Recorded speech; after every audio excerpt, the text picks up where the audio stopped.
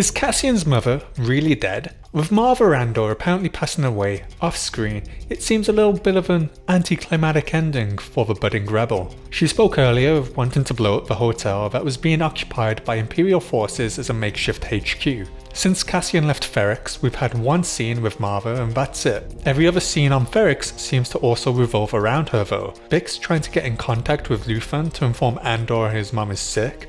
Cinta and the Imperial Officer watching her house for any signs of Cassian. Everything in this town is revolving around Maarva, but she's an absent figure.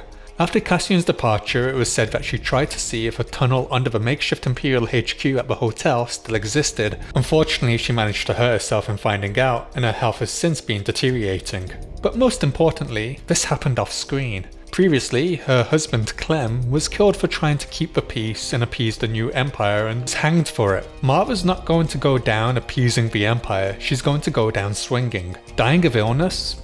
Isn't it? We never see Maarva die, we don't see her body being zipped up in a bag, we as an audience are being kept at arm's length.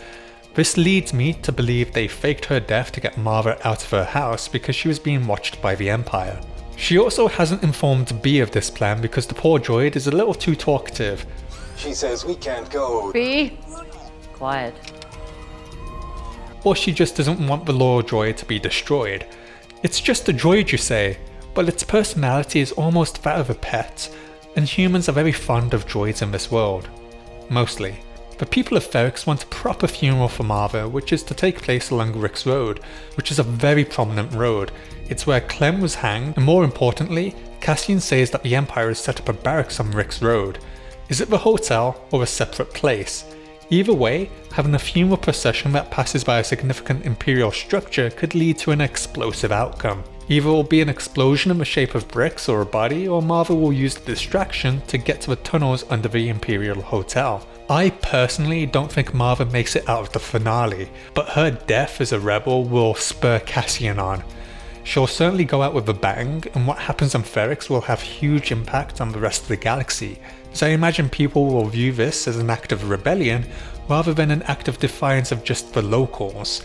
It'll also give us another example of Imperial arrogance, as they continuously underestimate their opposition, and they'll become famous for that as they continuously underestimate their foes' resolve in the future, and that certainly blows up in their face. You're going to give them a permit.